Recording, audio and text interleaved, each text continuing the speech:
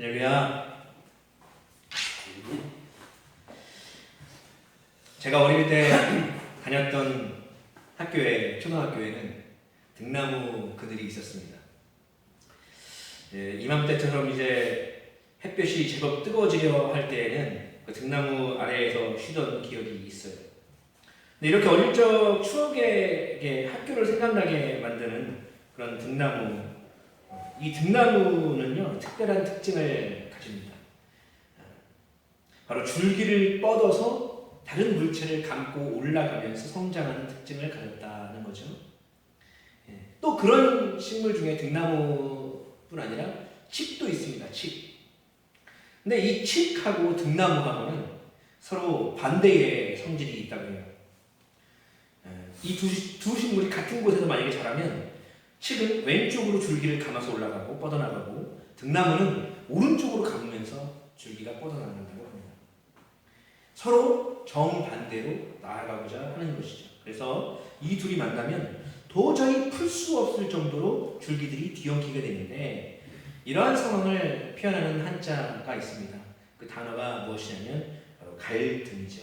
칡 갈자의 등나무 등, 갈등. 오늘의 설교의 주제는 바로 이 갈등입니다. 말씀 속에서 서로 갈등의 상황에 놓였었던 바울과 바나바의 모습을 통해서 혹시 갈등하시나요? 라는 제목으로 말씀을 나눌 때 은혜의 시간 되기를 바랍니다. 먼저 우리가 갈등의 의미를 살펴보려고 합니다. 갈등의 의미는 무엇일까요? 갈등의 의미는 사전적으로 아래와 같은 뜻을 가집니다. 서로 생각이나 처지 등에 따라서 처지 등이 달라서 맞부딪히는 것. 서로 생각이나 처지 등이 달라서 맞부딪힌다는 것이죠. 코로나 상황 중에 정부와 교회가 맞부딪힌 적이 있습니다. 정부는 교회를 온라인 예배를 하지 말아라 이렇게 얘기를 하고, 교회는 아니다, 우리가 어떻게 온라인 예배를 하나님께 드리겠냐, 그럴 수 없다라는 것이죠. 또 교회 안에서도 당시에 성도 간에도 갈등이 있었고요, 교역자 간에도 또한 갈등이 있었습니다. 또 이제 엔데믹이 됐지만 요즘은 또 우리나라가 경제적으로 어렵습니다. 우리나라뿐만 아니라 세계가 어렵죠. 더군다나 우리나라는 특별한 제도가 있는데 전세제도라는 게 있죠. 그래서 요즘에 이제 가장 이슈가 되고 있는 것 중에 하나가 전세 사기 피해자들이 너무나 많아서 그 전세 사기 피해자들과 또 정부 사이에, 또 자치단체들 사이에 갈등이 심화되고 있습니다. 뿐만 아니라 나의 삶을 봐도 그렇죠. 우리 삶의 현실적인 갈등도 있습니다. 가족 간의 갈등들, 세대 간의 갈등도 있고, 이성 간의 갈등도 있고요. 또 갈등이라는 것은 누군가와의 관계적인 상황에서만 일어나는 것은 아니죠. 나 스스로 하는 갈등도 있습니다. 내적 갈등도 있죠. 어떤 갈등이 있습니까? 우리가 무언가를 결정을 해야 될 때 고민하는 것, 그죠? 아침에 일어난 때부터 우리는 갈등을 겪습니다. 어릴 때 이제 제가 학교를 가야 돼서 일어나야 되는데 지지리도 안 일어났습니다. 저랑 제 동생은 일어났다가 다시 눕고 반복을 했어요. 그러다가 이제 그 형님이나 이제 형님이 거의 오죠. 이제 그때 벌떡 일어나고 이러면서 일어난 척 이제 했었죠. 일찍 일어날 것인가, 좀 더 잘 것인가, 또 아침밥을 먹을 것인가 말 것인가, 오늘은 어떤 옷을 입고 나갈 것인가 말 것인가, 이거 굉장히 내적 갈등이 있죠. 또 차를 타고 다니시는 분들, 차 타고 다니다 보면 노란불이에요. 앞에 노란불일 때 내가 빨리 지나갈까, 아니면 내가 서서히 멈출까, 이런 고민도 있고요. 혹시 여러분들도 오늘 혼자 고민하는 문제들은 어떤 일들이 있으신가요? 오늘 수요예배를 드릴까 말까, 또 영상으로 드릴까, 교회 가서 드릴까 하는 고민들이 있진 않으셨나요? 자, 여러분은 오늘도 수많은 갈등 속에 하루하루를 보냈을 것입니다. 또 내일 보내겠죠. 그렇다면 여기서 질문을 하나 드리겠습니다. 과연 그 갈등의 원인은 무엇일까요? 그 갈등의 원인. 곰곰이 생각을 해보면 그 원인이 남에게 있지 않습니다. 그죠? 나 혼자 내적 갈등은 당연히 나에게 있지만 누군가와 관계 속에서 경험하는 갈등도요, 결국은 그 원인이 나 자신이기 때문입니다. 결국 갈등의 원인은 나입니다. 그런데 우리가 혼자 하는 갈등은 내게 고민거리가 안 돼요. 그냥 우리 스스로 결정하면 되는 일이죠. 근데 다른 사람과 결부된 갈등이 이제 우리의 삶의 주된 고민거리입니다. 내가 저 사람에게 어떤 말을 해야 될까? 내가 어떤 행동을 저 사람에게 해야 오해가 없을까? 좋아할까? 내가 이렇게 말하면 저 사람이 싫어할까? 뭐 이런 것들. 이게 우리가 생각하는 것이죠. 관계적으로 있는 갈등 속에서 생각하는 거예요. 사람과 사람 사이에 갈등이 생기는 원인이 무엇일까 생각하면 결국은 상대방과 나의 생각이 맞지 않기 때문이에요. 다 같을 수 없기 때문입니다. 저도 늘 누군가와 소통할 때요. 되도록이면 내 생각대로 저 사람이 말해줬으면 좋겠고 대답해줬으면 좋겠고 내 말을 듣고 동의해줬으면 좋겠고 나를 따라와줬으면 좋겠어요.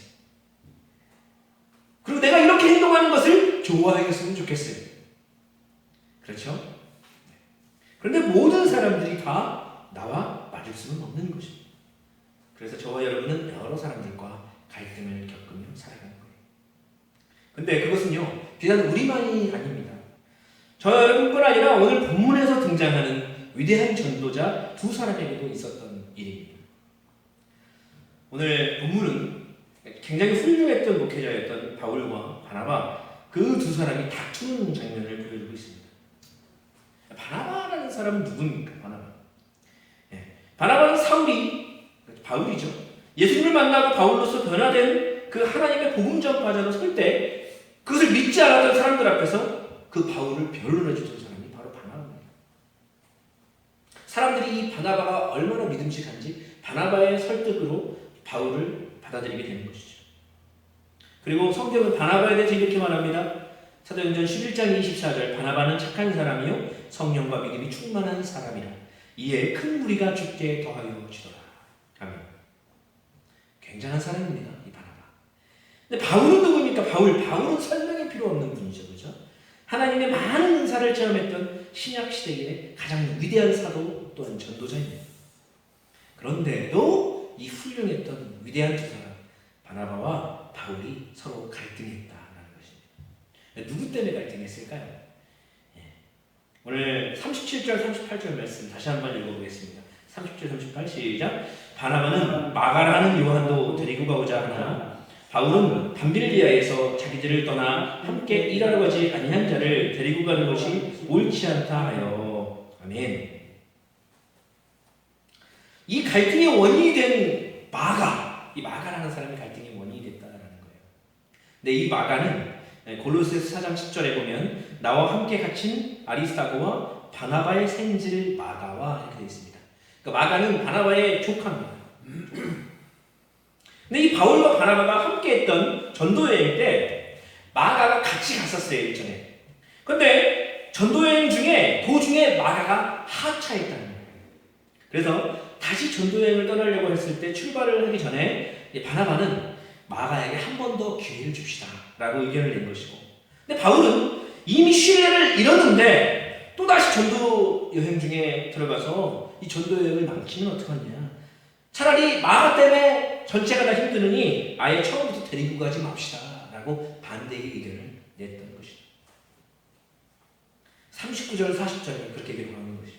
39절 시작. 서로 심히 다투어 피차 갈라서니 바나바는 마가를 데리고 배 타고 구브로로 가고 바울은 신라를 택한 후에 형제들에게 주의 은혜의 부탁함을 받고 떠나. 아멘. 하나님의 일을 하면서 누구보다 친했고 함께 시너지를 냈던 동역자 바나바와 바울이잖아요. 근데 이들이 단순히 그냥 의견 조율에 실패한 것이 아니었습니다. 바나바는 마가를 다시 한번 데리고 갑시다. 근데 근데 그건 좀 그런 것 같은데 한번 생각해 볼까요? 이런 식으로 된 게 아니라는 거예요. 그냥 갈라설 정도로 의견 조율이 되지 못했다, 싸웠다라는 거예요. 그것을 오늘 성경은 서로 심히 다투었다라고 표현해요. 어떻게 다투었는지는 모르겠습니다. 그러나 그냥 다툰 게 아니라 심히 다투었다라는 건요, 엄청나게 다툰 거예요. 성경에 기록되지 않지만 이것이 바로 그 둘의 갈등의 모습이었다는 거예요. 하물며 저와 여러분의 삶에 수많은 갈등이 있다는 것은 당연한 일일 거죠. 그렇다면 이 두 사람의 갈등의 근본적인 이유가 무엇이었을까요? 서두에서 말씀드린 것처럼 다 내 생각과 같지 않기 때문이었어요. 바나바와 바울의 생각이 서로 달랐기 때문이다라는 거예요. 왜 달랐을까요? 전도여행이라는 일을 놓고 봤을 때에 이 두 사람의 생각이 차이가 있습니다. 우리는 두 가지의 사람을 봅니다. 바울은 일 중심의 사람이죠. 바나바는 사람 중심의 판단을 했습니다. 일 중심의 가치관을 가진 사람은 일의 결과를 중요시합니다. 결과적으로 끝까지 완주를 했느냐 이거죠. 근데 마가라는 이 사람은 전도 여행이 끝까지 완주를 못하고 하차를 했어요. 그렇기 때문에 다음에 기회를 줄 수 없다 판단을 한 것이죠. 바울은 전도 여행을 더 잘 수행하기 위해서, 더 좋은 결과를 얻기 위해서 마가를 데려가지 않는 것이 좋다고 생각했다는 거죠. 반면에 바나바는 사람 중심의 가치관을 가졌던 사람이에요. 일의 과정이 중요해요. 사람을 살리는 것이 중요합니다. 그래서 사람 중심의 가치관을 가졌던 이 바나바는 사람을 살리는 것이 더 중요했고, 특히나 조카였던 마가에게 다시 한번 기회를 줘서 전도의 훈련을 시키고 지도자로서 또한 훈련을 받게 하는 것이 중요하다고 생각했을 거예요. 근데 사실 바나바는 이때만이 아니죠. 전에 바울을 만났을 때도 그렇습니다. 바울이 다메섹 도상에서 예수님을 만나서 변화된 후에 사람들 앞에 섰는데 아무도 바울의 말을 믿어주려 하지 않았습니다. 혹시 우리를 속이려 하나? 라고 생각했을 거예요. 그때에 바울을 변론해준 사람이 누구예요? 바나바다. 당시에 그 바울, 사울은 많은 그리스도인들에게 상처를 주는 사람이었습니다. 그가 무도한 사람이었어요. 그런데 바나바는 그의 과거 인생에 매이지 않았어요. 과거 인생은 저 사람이 그렇게 살았지만 현재의 예수님을 만나 변하는 바울의 모습을 보았다는 거예요. 그래서 그 변하는 사람을 중요시했다라는 거예요. 그래서 바울을 존중하면서 그의 변론을 자처했다는 것이죠. 일 중심의 가치관을 가졌던 바울 같은 사람은요, 옳다, 그르다 여기에 따라서 판단합니다. 굉장히 삭막한 경향이 있어요. 그러나 일은 굉장히 잘 해내는 경향이 있어요. 반면에 사람 중심의 가치관을 가진 사람은 뭐 좋다 싫다에 따라서 이제 판단을 하잖아요. 그러니까 인정과 사랑이 많아요. 그렇지만 일의 결과가 좋지 않을 수도 있습니다. 우유부단할 수도 있다는 것이죠. 사람 좋은 게 좋은 거니까. 제가 약간 사람 중심의 가치관에 있는 사람이기도 합니다. 그래서 갈등하기도 해요. 저도 내적 갈등. 쉬운 예로 교회 대 교회로 축구를 합니다. 저 예전에 어렸을 때에 교회 대학으로 많이 했었어요. 학생 때. 근데 이제 일 중심, 결과 중심의 사람들은 이겨야 기분이 좋은 거예요. 그러니까 지고 있으면 짜증내고 화내요. 그러니까 막 축구하면서 질 수도 있잖아요. 골 먹으면 막 골키퍼 욕하고 수비 욕하고 하는 거예요. 교회끼리 하는 축구인데도 그렇다는 것이죠.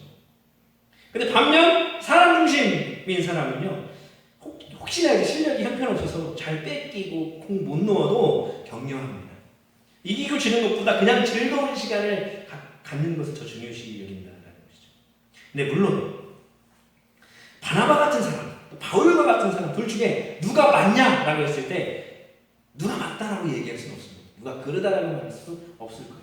다 상황에 따라서 좋은 사람이 있습니다. 왜냐하면요, 그들이 갈등이 있었지만 하나님의 일을 감당을 했기 때문이에요. 둘 다. 그 일을 버리지 않았습니다. 다만 갈라선 것 자체가 안타까운 거죠. 근데 두 사람의 생각이 같지 않았다는 것, 그게 갈등의 이유 한 가지죠. 근데 또 한 가지 갈등의 이유를 든다면 그것은요, 자기 입장에서만 생각했기 때문에 각각 자기 입장에서만 생각합니다. 생각하는 가치관이 다를 수 있습니다. 그러면 의견을 조율하면 되는 거예요. 아, 당신 그런 생각 갖고 있어요? 저 이렇게 갖고 있는데. 그럼 이렇게 하면 어떨까요? 누군가가 양보를 하면 또 될 겁니다. 그럼 갈등이 일어나지 않을 거예요. 그러나 바울과 바나바는 결국 다투고 갈랐어요. 결국은요, 자기 입장을 끝까지 고수했다는 것이죠. 네, 여러분, 내 입장에서 보는 것과 다른 사람 입장에서 봤을 때는 다른 거예요. 여러분, 자동차를 타보신 분들은 이제 공감 가는 상황이겠지만 좁은 도로에 이제 길 가는 사람이 자동차를 타고 막 운전하고 있는데 길을 비키지 않으면, 빨리 비키지 않으면 성질 급한 사람은요 경적으로 울리며 빵빵 울려요. 그리고 이미 속에서는 얘기했어요. 아, 좀 얼른 좀 피하지, 좀 차가 가는데 뭐 하는 거야, 이렇게 얘기를 해, 불만을 표현했을 거예요. 그리고 빵빵 울렸죠. 근데 반면 내가 보행자 입장에서 길을 걸어가잖아요. 근데 뒤에서 차가 빵빵거리죠? 그럼 이런 얘기합니다. 아, 그거 좀 기다리지. 왜 이렇게 짜증나게 만들어? 입장이 바뀌니까 운전자의 입장에서 또한 보행자의 입장에서 그 상황에 따라서 나의 생각이 또한 내 말이 달라지더라. 결국은 갈등을 줄이고 갈등을 없애려면, 갈등을 생기지 않게 하려면 서로의 입장 차이를 이해하고 역지사지로 생각해야 된다라는 것을 의미하는 것이죠.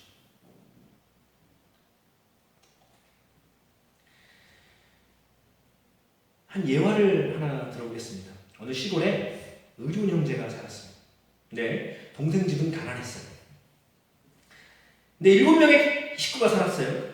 근데 늘 웃음이 떠나지 않았습니다. 근데 형네 집은 굉장히 부자입니다. 3명밖에 안 살았어요. 근데 날마다 싸우는 소리가 끊이지 않았다는 거예요. 어느 날 형이 동생을 찾아와서 그 비결을 물었습니다. 야, 너희는 어떻게 그렇게 가족이 많은데 그렇게 화목하게 사냐? 동생이 대답합니다. 아, 형님네는 똑똑한 사람만 있고 우리 집에는 모두 바보 같은 사람만 살기 때문이죠. 그러니까 형이 이해가 안 되는 거예요. 어리둥절해서 말의 뜻을 정확히 물었어요. 다시 한번 물었죠. 그랬더니 동생이 이렇게 대답하는 거예요. 형님, 우리 집에서는 무슨 일이 생기면 모두가 내 잘못이라고 하는 바람에 싸울 일이 없어요.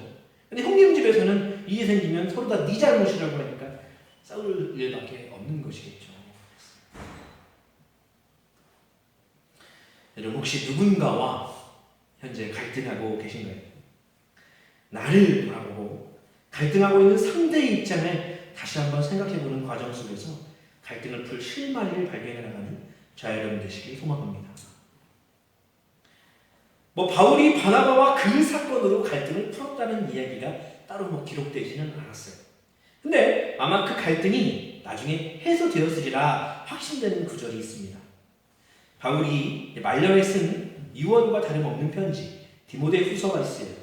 그 디모데후서에 갈등했을 때의 이 사도행전 15장의 모습과는 다른 모습의 바울을 보게 됩니다. 디모데후서 4장 7절에 나는 선한 싸움을 싸우고 나의 달려갈 길을 마치고 믿음을 지켰으니. 아멘. 일단 바울은, 이거 유명한 말이죠. 바울은 자신있게 이야기해요. 자신있게 내가 하나님을 위해 일했고 예수님을 전하는, 그 복음을 전하는 일에 인생을 바쳤다. 자신있게 고백하고 있습니다. 근데 그 안에 구절에 보면 이런 글을 전하고 있습니다. 디모데후서 4장 11절 누가만 나와 함께 있느니라. 네가 올 때에 마가를 데리고 오라. 그가 나의 일에 유익하니라. 아멘. 이 구절에 바울이 한 번 그 전도 여행에서 나고했던 마가에게 기회를 주지 못했던 것에 대해서 많이 고민하는 흔적을 볼 수가 있습니다. 굳이 마가를 언급하잖아요. 맨 마지막에. 뭔가요? 자신이 고수했던 생각이 꼭 바르지 않은 것이구나 라고 인정하는 거라 생각합니다. 인생을 살고 보니까 내가 동행하기를 거부했던 그 마가라는 사람도 결국은 내게 유익한 사람이었다라고 고백하고 있는 거예요.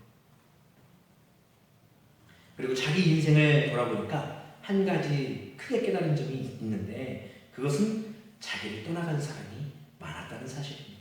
디모데후서 4장 더 밑에 16절에 이렇게 말씀합니다. 내가 처음 변명할 때에 나와 함께하는 자가 하나도 없고 다 나를 버렸으나 그들에게 허물을 돌리지 않기를 원하노라. 아멘. 여기서 내가 처음 변명할 때에 라는 것은 어떤 상황을 의미할까요? 좀 더 쉽게 이야기하기 위해서 쉬운 성경을 찾아보면 이렇습니다. 내가 처음 재판관 앞에 끌려갔을 때 나를 도와준 사람이 한 명도 없었습니다. 모두 나를 버리고 떠났지만 그들이 비난받지 않기를 바랍니다.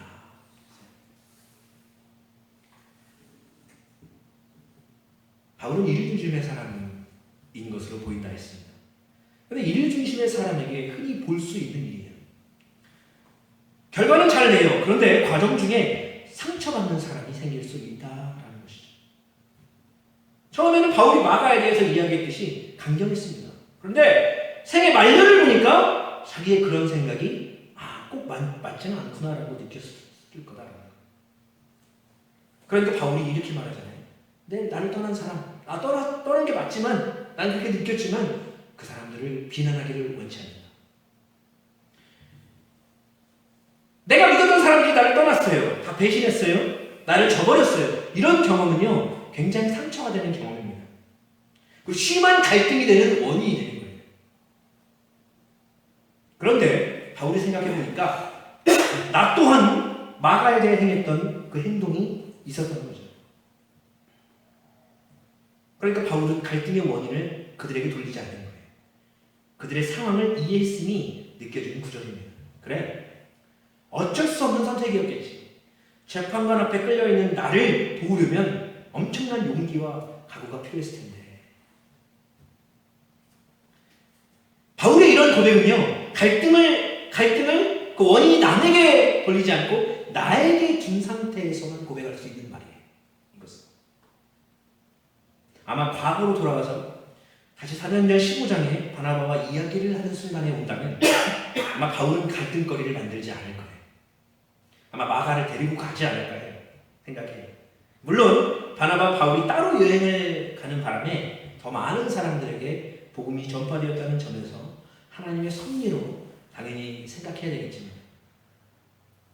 여러분 혹시 누군가와 관계 속에서 갈등거리가 있으신가요?